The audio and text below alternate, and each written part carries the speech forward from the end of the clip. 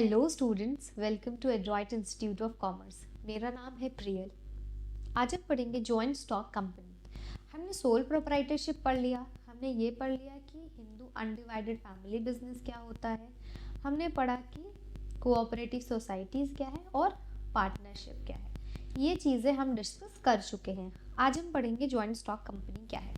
सुना होगा company company actual में कंपनी क्या है, उसके फीचर्स क्या है, उसके मेरिट्स क्या है, उसके डीमेरिट्स क्या है, सब हम आज इस क्लास में डिस्कस करेंगे। पढ़ने से पहले कि जॉइंट स्टॉक कंपनी क्या है, उसके फीचर्स को देख लेते हैं। अगर हमें उसके फीचर्स पता रहेंगे ना तो हमें पता चल जाएगा कि वो कैसे है। जैसे यहाँ लिखा है, अ voluntary association of person having separate and distinct legal entity, perpetual succession, common seal and registered under the companies act 2013।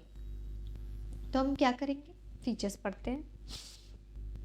The very first feature is artificial person. अब artificial person क्या है? Artificial मतलब आप क्या समझते हैं? हमने सुना है गोल्ड ज्वेलरी, ठीक है, ज्वेलरी सुना है, एंड आर्टिफिशियल ज्वेलरी भी सुना है। तो जो आर्टिफिशियल ज्वेलरी है ना, उससे क्या समझते हैं कि उससे से सिमिलैरिटी है, नॉट एक्चुअली वो ज्वेलरी है, नॉट एक्चुअली वो गोल्ड है, बट क्या है, वो एक सब्स्टिट्यूट कह सकते हैं, या उससे मिलता जुलता उसके कुछ कैरेक्टर है। तो कंपनी क्या है, artificial person created by law. Law से क्रिएट किया गया है कि भाई जो कंपनी होगी ना वो आर्टिफिशियल पर्सन होगी। हम क्यों इसको कह रहे हैं आर्टिफिशियल पर्सन? क्या ये इंसान की तरह उठेगा, बैठेगा, चलेगा, खाएगा, पिएगा, दौड़ेगा, खेलेगा, कूदेगा? नहीं, इस वजह से हम नहीं कह रहे हैं।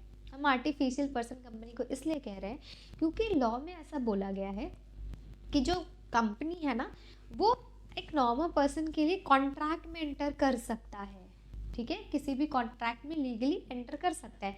वो लेंडिंग कर सकता है, बोरोइंग कर सकता है, buy sell properties, sue and can sue in its name, ठीक है, अपने खुद के नेम पे क्या कर सकता है, सू कर सकता है। तो ये सारे कैरेक्टर की वजह से इसको क्या कहा गया है कि ये आर्टिफिशियल पर्सन है। But like natural person it cannot run, walk, breathe etcetera. Artificial person इसलिए कहा गया है क्योंकि वो किसी भी कॉन्ट्रैक्ट में एंटर कर सकता है। और इसको ये राइट किसने दिया कि कंपनी जो है किसी भी कॉन्ट्रैक्ट में एंटर करेगी? लॉ में दिया गया, क्रिएटेड बाय लॉ। समझ में आया? इसलिए हम कंपनी को आर्टिफिशियल पर्सन कहते हैं। क्यों कहते हैं? क्योंकि वो किसी भी कॉन्ट्रैक्ट में एंटर कर सकता है, लेंडिंग, बोरिंग, बाइंग, सेलिंग, सू कर सकता है, अपने नेम पे सू कर सकता है। नेक्स्ट है सेपरेट लीगल एंटिटी। कंपनी का क्या है, सेपरेट लीगल एंटिटी है। हमने देखा था कि सोल प्रोप्राइटरशिप में जो सिंगल सेलर है और जो फर्म है, ठीक है, वो दोनों क्या है, एक ही है, दोनों में डिस्टिंक्शन नहीं है। पर पार्टनरशिप में एंड पार्टनर्स में था डिस्टिंक्शन, कोऑपरेटिव सोसाइटीज में भी था, हिंदू अनडिवाइडेड फैमिली में भी था। तो सेपरेट लीगल एंटिटी से क्या मतलब है? Company takes birth on date of its incorporation and from it acquires a separate legal entity distinct from its member. Business assets and liability are separate from this member. क्या बोल रहा है कि companies act 2013 के अंदर जो भी कंपनियां रजिस्टर्ड हैं वो क्या है, कंपनी जो है वो अलग रहेगी, ठीक है, एंड जो उसके मेंबर्स हैं, ठीक, जो उसके मेंबर्स हैं वो अलग हैं। क्या हमने पढ़ा आर्टिफिशियल पर्सन में कि वो कंपनी जो है वो अपने नाम पे सू भी कर सकती है, केस फाइल कर सकती है। सेपरेट लीगल एंटिटी मतलब क्या है कि जब कंपनी को इनकॉर्पोरेशन सर्टिफिकेट मिल जाता है कि आप इस तारीख से बिजनेस स्टार्ट कर सकते हैं, एक सर्टिफिकेट होती है जो रजिस्ट्रार के थ्रू मिलती है। आगे जब हम प्रोसीजर पढ़ेंगे ना कंपनी के कि कैसे कंपनी फॉर्म होती है, उसमें हम ये समझेंगे कि क्या है। तो लीगल एंटिटी मिल जाती है, जैसे कि अब मेंबर्स अलग हैं एंड जो कंपनी है वो अलग है, मेंबर्स अलग है एंड कंपनी अलग है। ये समझ में आया? मेंबर आएंगे जाएंगे लेकिन कंपनी वहीं पे स्टैंड रहेगी। ये होता है आपका separate legal entity, members and company दोनों अलग अलग है। नेक्स्ट है आपका फॉर्मेशन। इंडियन कंपनीज एक्ट 1956, ठीक है, as Indian companies act 1956 the registration of a company is compulsory. ठीक, कंपनी देखिए पार्टनरशिप का रजिस्ट्रेशन कंपलसरी नहीं था, मैंडेटरी नहीं था, आप चाहो तो करा सकते हो, कराओगे तो आपके लिए बेनिफिशियल होगा, लेकिन कोऑपरेटिव सोसाइटी का ज़रूरी है। वैसे ही कंपनी की भी रजिस्ट्रेशन कंपलसरी है।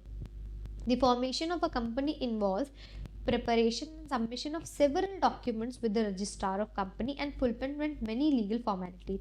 Thus, it's very expensive, time consuming and complicated process. ठीक, तो जो कंपनी का फॉर्मेशन होता है वो रजिस्ट्रेशन के थ्रू होता है. रजिस्ट्रेशन बहुत ही लेंदी प्रोसेस है, उसमें कई सारे डॉक्यूमेंट्स आपको इकट्ठा करने पड़ते हैं, लीगल फॉर्मेलिटीज हो जाती हैं, time complicated and time consuming and complicated process हो जाता है. ठीक, नेक्स्ट क्या है हमारा? नेक्स्ट फीचर है परपेचुअल सक्सेशन. क्या बोल रहा है कि जो कंपनी की एग्जिस्टेंस है, the existence of company is not affected by coming and going of members. ठीक है, ये कंपनी है, मान लेते हैं जो कंपनी है वो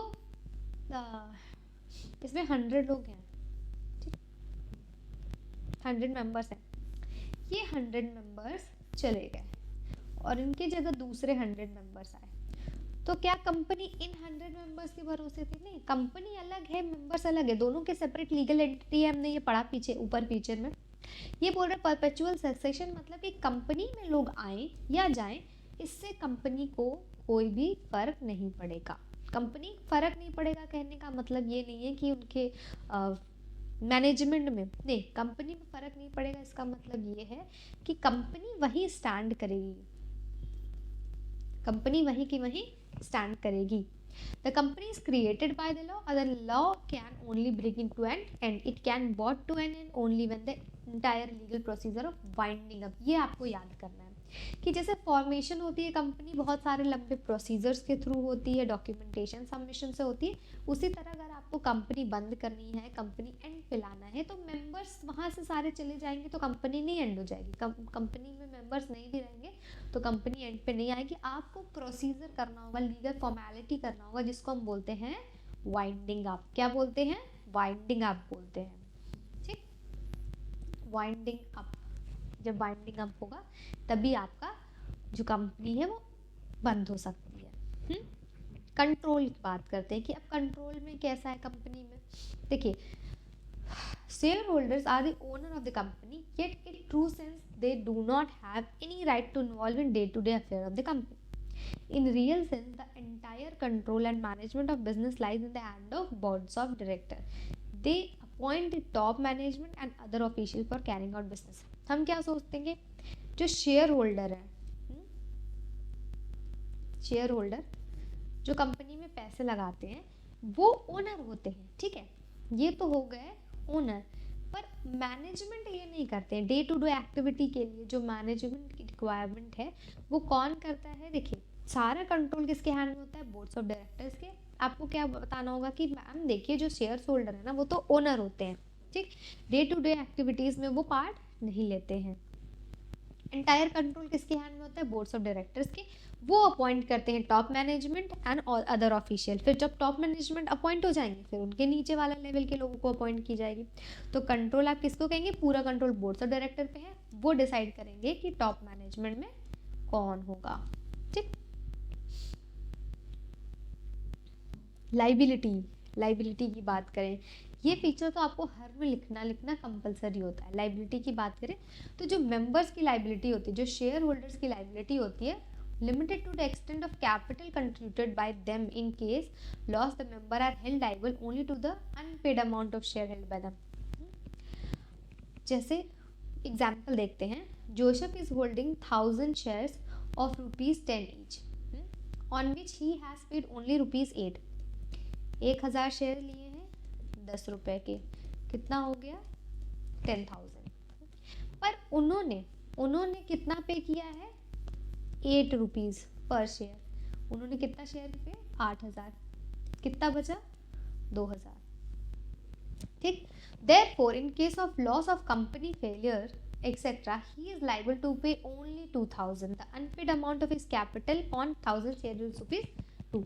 देखिए, लाइबिलिटी की बात करें तो जो शेयर होल्डर्स हैं या मेंबर्स हैं वो उतने शेयर अमाउंट तक ही लाइबल हैं.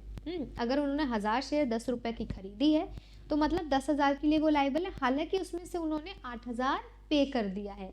कितना बचा है? कितने अनपेड अमाउंट है? 2000. तो जो 2000 है, जो अनपेड अमाउंट है, वो लॉस के टाइम पे इसी के लिए लाइबल रहेंगे. किसके लिए? इस 2000 के लिए लाइबल रहेंगे. ठीक है,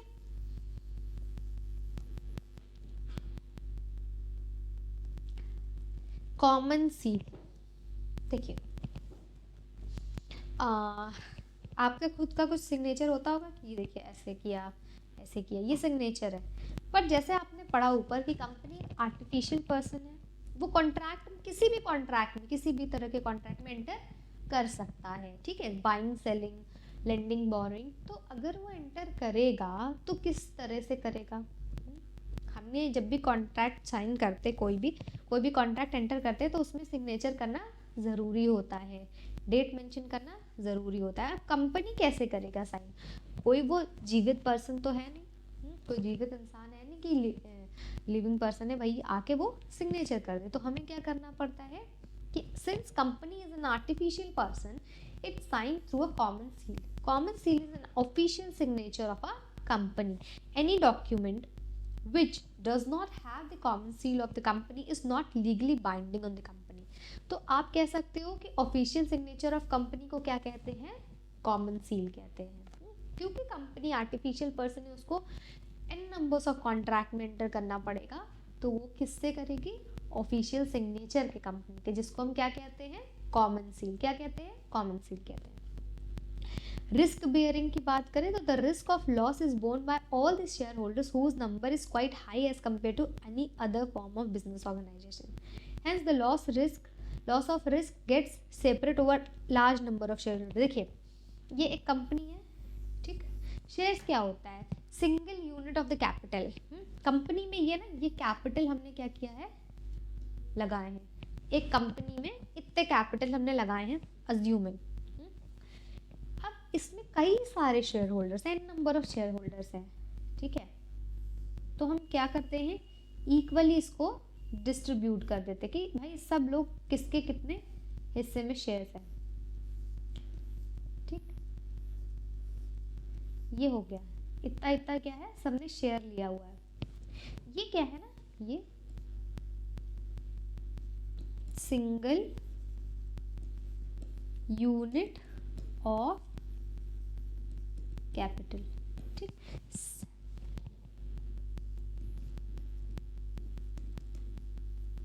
सिंगल यूनिट ऑफ कैपिटल। अब सिंगल यूनिट ऑफ कैपिटल क्या हो जाएगा? आपका शेयर हो जाएगा। ये जो एक हिस्सा दिख रहा है ना, देखिए ये वाले पर्सन है, थोड़ा ज़्यादा इनका शेयर दिख रहा होगा आपको, बाकी का देखिए। तो क्या हो रहा है कि कैपिटल को हमने n नंबर्स में बांट दिया, फिर उसमें से एक सिंगल यूनिट जिसको मिला वो शेयर हो गया, वो जिसको मिला वो शेयर होल्डर हो गया। यहाँ पे रिस्क बेयरिंग की बात करें तो रिस्क देखिए बट गया। अगर अकेले आपको ये मान लेते हैं 10 लाख था, ठीक, ये अमाउंट कितना था? 10 लाख। अब अगर मैं बोलूँ कि ये 10 लाख 10 लोगों में बट गया तो सबके सर पे कितने की बर्डन आई? 1 लाख की आई। अगर मैं और इसको बांट दूँ 10 के जगह क्या कर दूँ? मैंने बोला ये 20 लोगों में बट गया, तो क्या होगा? बर्डन कम होते जाएगा। ये बोल रहा है कि जो रिस्क बेयरिंग है वो शेयर होल्डर्स उठाते हैं, लेकिन जो रिस्क होता है ना वो स्प्रेड हो जाता है large number of share holders में। रिस्क तो बहुत ज़्यादा है, जिसके पास ज़्यादा शेयर उसके पास ज़्यादा रिस्क होगा। जैसे मैंने ये वाला पार्ट कहा, मान लेते इन ये शेयर होल्डर के पास इतना शेयर है, तो इनके कंपैरिजन में इनको ज़्यादा रिस्क बेयर करना पड़ेगा, ठीक है। ये तो था मैम फीचर। अब फीचर के बाद हम समझते हैं कि भाई स्टॉक जॉइंट स्टॉक कंपनी होता क्या है। क्या बोल रहे हैं? Voluntary association of persons having separate distinct legal entity. क्या है? यहाँ पे पर्सन्स के एसोसिएशन हो रहा है, किस तरह से? वॉलेंटरी। वॉलेंटरी मतलब अपने इच्छा से। Separate legal distinct legal entity मतलब कि कंपनी अलग है, मेंबर अलग है, परपेचुअल सक्सेशन है। इसका मतलब क्या था कि मेंबर्स आए या जाएं, कंपनी को हमें वाइंडिंग अप के प्रोसीजर के थ्रू ही बंद करना पड़ेगा, और हमें फॉर्मेशन ऑफ कंपनी किसके थ्रू होता है? बहुत लंबे प्रोसीजर, डॉक्यूमेंट सबमिशन एक प्रोसीजर से होके होता है, ठीक है। कॉमन सील क्या था? क्योंकि कंपनी एक आर्टिफिशियल पर्सन है तो उसे सिग्नेचर की ज़रूरत होगा किसी भी कॉन्ट्रैक्ट में एंटर करने के लिए, तो वो किसके थ्रू करेगा? कॉमन सील के through. And registered on the companies. Company का रजिस्ट्रेशन कंपलसरी है 2013 के अंदर। A joint stock company is the largest form of business organization. It is an association of persons formed for carrying out activities and has legal status independent of member. तो ये जो independent of its member है, इसका मतलब क्या है? Separate and distinct legal entity. Companies are compulsory to register under Companies Act 2013. In this type of organization, a large number of financial resources can be gathered along with skilled and efficient managerial person. मैंने क्या बताया था अभी कि जैसे ये capital है, इतने सारे शेयर होल्डर हैं, ठीक है, किसी ने ज़्यादा शेयर लिया, किसी ने कम, जितना ज़्यादा शेयर लिया उसको उतना ज़्यादा रिस्क बेयर करना पड़ेगा. तो यहाँ पे क्या है कि जो रिसोर्सेज है, फाइनेंशियल रिसोर्सेज, वो बहुत अलग अलग जगह से गैदर किया गया है. इकट्ठे आपको इतना लार्ज अमाउंट एट वंस इकट्ठा करना पॉसिबल नहीं होता है. तो n numbers of share holders आके वहाँ पे क्या हो रहा है, रिसोर्सेज मिल रहे हैं, ठीक है. A company is an artificial person having a separate legal entity, perpetual succession and common seal. ये सारी चीज़ें हमने डिस्कस कर ली है. The share holders are the owner of the company. हाँ मैम ने ये भी बताया है. The entire management and control of business lies in the hands of boards of directors elected by the share holder. तो ये जो शेयर होल्डर है वो क्या करते हैं, मिलके वोट करते हैं एंड किसको इलेक्ट करते हैं, बोर्ड्स ऑफ डायरेक्टर. वो क्या करेंगे, फिर टॉप मैनेजमेंट को हायर करेंगे जिससे डे टू डे एक्टिविटीज जो हैं वो स्मूथली चले. Hence the share holders have indirect control over the business. तो डायरेक्टली कंट्रोल नहीं होता है, इनडायरेक्ट कंट्रोल होता है, ठीक. मेरिट्स देख लेते हैं.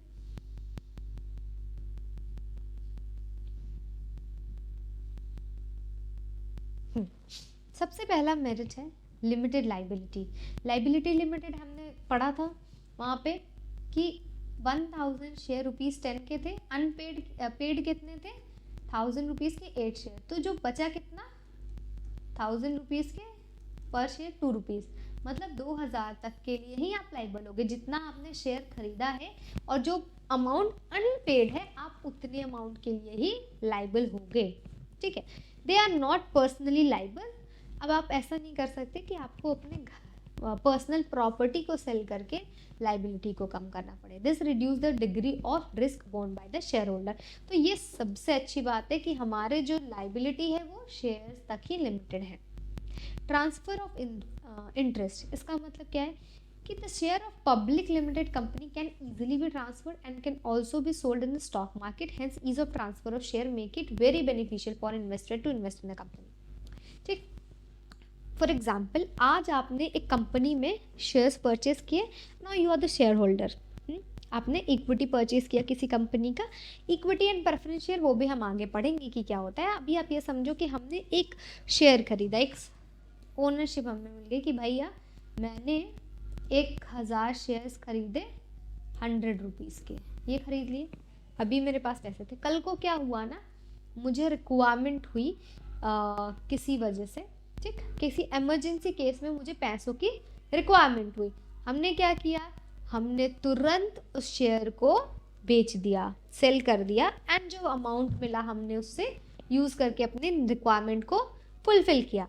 क्या हम सोल प्रोप्राइटरशिप में ऐसा कर सकते हैं कि हम एक जितना पैसे लगाए हैं उसको सेल करके किसी को ले लें? नहीं, ऐसा पॉसिबल नहीं है. आपका वो जो शॉप है, अगर आप वो बिज़नेस बंद कर दोगे तो फिर आपकी अर्निंग भी पूरी तरह से बंद हो जाएगी.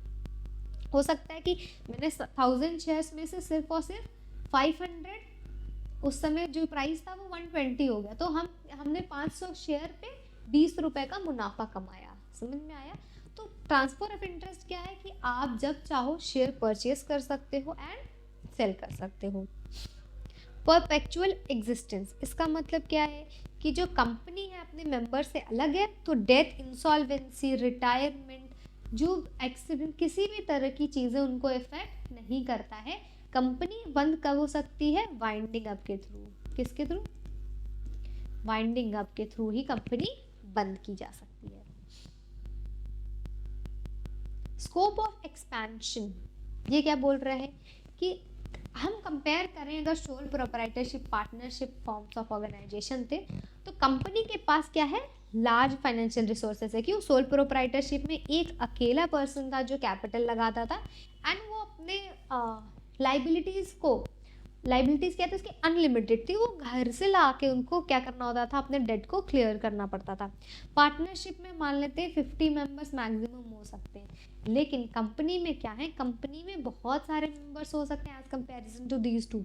तो क्या हो सकता है कि आपको लोन भी इजीली मिलेगा, आपको कैपिटल भी ज़्यादा, रिसोर्स ह्यूमन रिसोर्सेज भी ज़्यादा रहेंगे और फिनेंशियल रिसोर्सेज भी बहुत ज़्यादा रहेंगे। तो the company has large financial resources from the public as well as through loan, public से तो मिलेगा ही, जो लोग आके मेंबर बन रहे हैं उनको तो उनसे मिलेगा ही, आप बैंक से इजीली लोन भी ले सकते हो। तो इसीलिए एक्सपेंशन का और जो ग्रोथ की अपॉर्चुनिटी है ना वो बहुत ज़्यादा होती है, किसमें, कंपनी में। Scope of expansion and growth किसमें ज़्यादा होती है, कंपनी में। प्रोफेशनल मैनेजमेंट, देखिए क्योंकि आपके पास फाइनेंशियल रिसोर्सेज ज़्यादा हैं, जब आपके पास फाइनेंशियल रिसोर्सेज ज़्यादा हैं तो आप एक्सपर्ट को हायर कर सकते हो, ठीक है, किसी भी स्पेशलाइजेशन, किसी भी फील्ड में, ठीक है, representative area of specialisation on the basis of different activities perform the company has various department, each department is doing operation under an expert who is known as head of the department. ठीक, कई सारे department हैं, ठीक है, finance department है, marketing department है, HRM है, तो ये अलग अलग डिपार्टमेंट है, इसके एक हेड होते हैं।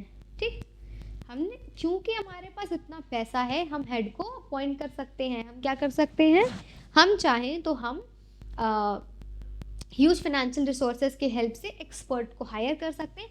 अब वो एक्सपर्ट्स के अंदर जितने भी लोग हैं वो उनके अकॉर्डिंग क्या करेंगे, वर्क करेंगे। समझ में आया, क्योंकि हमारे पास ह्यूज फाइनेंशियल रिसोर्सेज है, हम एक्सपर्ट्स को अब हायर कर सकते हैं, तो हमारी कंपनी की जो फंक्शनिंग है स्मूथ होगी, ग्रोथ के चांसेस ज़्यादा रहेंगे एंड आप इजीली अपने कंपनी के गोल को अचीव कर सकते हो। ये तो हो गया मेरिट्स। अब हम बात करेंगे किसकी, डीमेरिट्स की। सबसे पहला है कॉम्प्लेक्सिटी इंफॉर्मेशन। हमने ये फीचर्स में भी पढ़ा था कि एक लेंदी प्रोसीजर होता है, कॉम्प्लेक्स प्रोसीजर होता है, टाइम कंज्यूमिंग होता है, आपको कई सारे डॉक्यूमेंट्स को इकट्ठा करने पड़ते हैं, फिर उसको रजिस्ट्रार के थ्रू रजिस्ट्रेशन कराना पड़ता है, फिर आपको कैपिटल इकट्ठा करने पड़ते हैं, बहुत सारे काम रहते हैं। तो कॉम्प्लेक्सिटी इंफॉर्मेशन क्या है, कंपनी का एक बहुत ही बड़ा डीमेरिट है। सोल प्रोप्राइटरशिप में क्या है, आपने कैपिटल लिया, एक बिजनेस स्टार्ट कर दिया, लेकिन यहाँ पे आपको बहुत लंबे प्रोसीजर है, बहुत टाइम टेकिंग है, several documentation, fulfilling several legal requirements, registration भी कंपनी की कंपलसरी है 2013 एक्ट के थ्रू। ठीक, लैक ऑफ सिक्रेसी क्यों है, क्योंकि आपको जो भी आपके अकाउंट्स हैं उनको क्या करना होता है, डिस्क्लोज करना होता है। कंपनी की सारी इन्फॉर्मेशन को कंपलसरी क्या है, डिस्क्लोज करना, कंपलसरी फॉर पब्लिक कंपनी, ज़्यादातर तो पब्लिक कंपनी के लिए, to provide a lot of information to the public as well to office of the registrar of the company time to time, this make difficult. देखिए secrecy क्यों नहीं maintain हो पाता, क्योंकि ये कंपलसरी है कि जो पब्लिक कंपनी है उसको अपने सारे इंफॉर्मेशन जो है वो मेंशन करने पड़ेंगे, पब्लिक को अवेयर कराना पड़ेगा उसके बारे में। नेक्स्ट आपकी लिमिटेशंस है इम्पर्सनल वर्क इन्वॉल्वमेंट। क्यों बोल रहा है ऐसा, क्यों बोल रहा है, चलिए देखते हैं। Separation of ownership and management result in lack of motivational factor. Ownership किसके पास है, ओनरशिप है शेयर होल्डर के पास, ठीक, लेकिन मैनेजमेंट कौन करता है, बोर्ड ऑफ डायरेक्टर जो भी हेड को अपॉइंट करते हैं वो। तो मैनेजमेंट अलग है, ओनरशिप अलग है, इसलिए कोई मोटिवेशनल फैक्टर नहीं रहता है। जिसके पास ओनरशिप रहता है, अगर उसी के हाथ में मैनेजमेंट हो तो एक मोटिवेशन होता है कि हमें काम करना है, हमें जितना ज़्यादा प्रॉफिट होगा सारे के सारे हमारे होंगे। Offer of the company may not take sufficient initiative and personal effort for the betterment of the company. Due to large size of the company, sometimes it is very difficult for top management to maintain personal contact with employees का। देखिए कहीं ना कहीं personal contact नहीं हो पाता है। अभी क्या हो रहा है ना, जैसे आपने खुद फील किया होगा कि ऑफलाइन क्लासेस में हम डायरेक्टली क्या कर सकते हैं, बच्चों से पूछ सकते हैं नाम लेके कि रिया, अंतिमा, क्रिश, आप बताओ क्या है, ठीक, पर्सनल लेवल पे हम क्या कर सकते हैं, उनके प्रॉब्लम्स को सॉल्व कर सकते हैं। क्यों, क्योंकि हम डायरेक्टली उनसे मिल पा रहे हैं, मीट आउट कर पा रहे हैं। बट क्योंकि हमारे बीच अभी बैरियर है, ऑनलाइन क्लासेस में क्या होता है, एक पर्सनल इम्पैक्ट नहीं पड़ पाता, बच्चा अपने हिसाब से पढ़ता है, टीचर्स आते हैं लेक्चर देके चले जाते हैं, एक पर्सनल इन्वायरमेंट नहीं क्रिएट हो पाता है। तो इम्पर्सनल वर्क इन्वायरमेंट भी इसकी एक क्या है, लिमिटेशन। न्यूमरस रेगुलेशन, ये सबसे बड़ा क्या कह सकते हैं लिमिटेशन है, क्योंकि बहुत सारे rules regulation companies by companies act, SEBI act, companies act, ठीक है, सेबी के द्वारा, कंपनीज एक्ट के द्वारा, department of companies law affair etcetera के साथ बहुत सारे रूल्स एंड रेगुलेशन है कंपनी के लिए जो कि फ्रेम किए गए हैं। These restrictions include rule relating to voting, filling of reports, auditing preparation. Companies are also required to obtain various certificates. तो जितने भी न्यूमरस रेगुलेशन है ना, उस वजह से ये एक क्या हो सकता है, आपका बहुत ही कॉम्प्लेक्स हो सकता है, क्या कॉम्प्लेक्स प्रोसीजर हो सकता है। तो न्यूमरस रेगुलेशन है इसमें, इस वजह से ये भी आपकी एक लिमिटेशन है। डिले इन डिसीजन मेकिंग, क्यों डिले होता है डिसीजन मेकिंग में? A company is manage by 3 tier of management, top level management, middle level and फिर लोअर लेवल, ठीक है। In this hierarchy of the organisation so many people are to be consulted, therefore there is delay in them.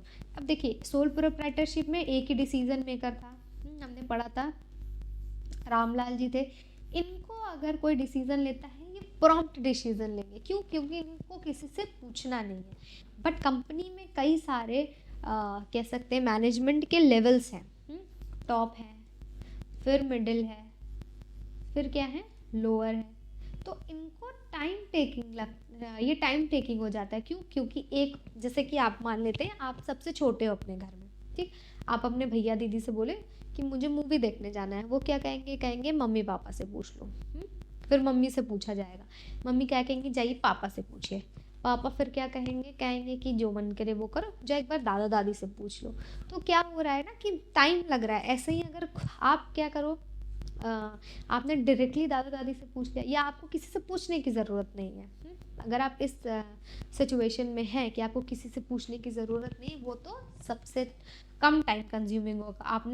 आपको मन कर रहा है movie देखने का, आप जाके देख लिया।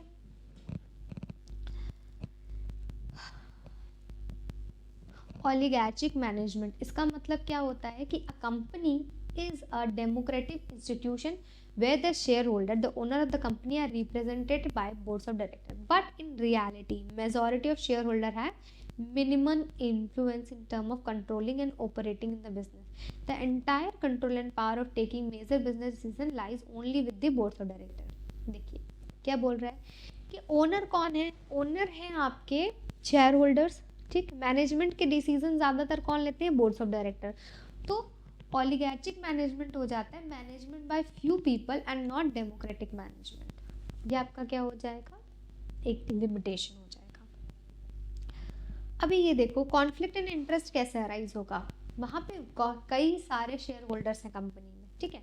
The employ may demand higher salary, consumer desire high quality goods and low product.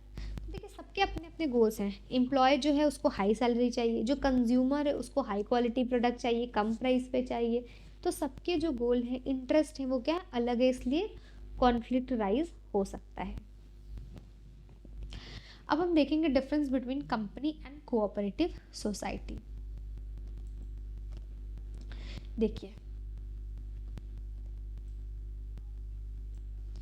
क्या बोल रहा है कि कंपनी के किसके थ्रू गवर्न होती है? कंपनीज एक्ट 1956 एंड आप कह सकते हो 2013, ठीक है। और कोऑपरेटिव सोसाइटी किसके? कोऑपरेटिव सोसाइटी का एक्ट 1912 भी हमने पढ़ा था। दोनों का दोनों रजिस्ट्रेशन कंपलसरी है। ट्रांसफर ऑफ शेयर की बात करें तो हमने शेयर बेच के हमने पैसे ले लिए। Share can be easily transfer in case of public company but not in case of private company. Public company में आप इजीली शेयर को ट्रांसफर कर सकते हो। आपने 1000 शेयर्स लिए थे जिसमें से आपको मन किया कि 100 शेयर रखें, बाकी 900 को हम सेल कर दें, तो पब्लिक कंपनी में इजीली पॉसिबल है। बट कोऑपरेटिव सोसाइटी में ट्रांसफ़र करना बिल्कुल भी इजी नहीं है।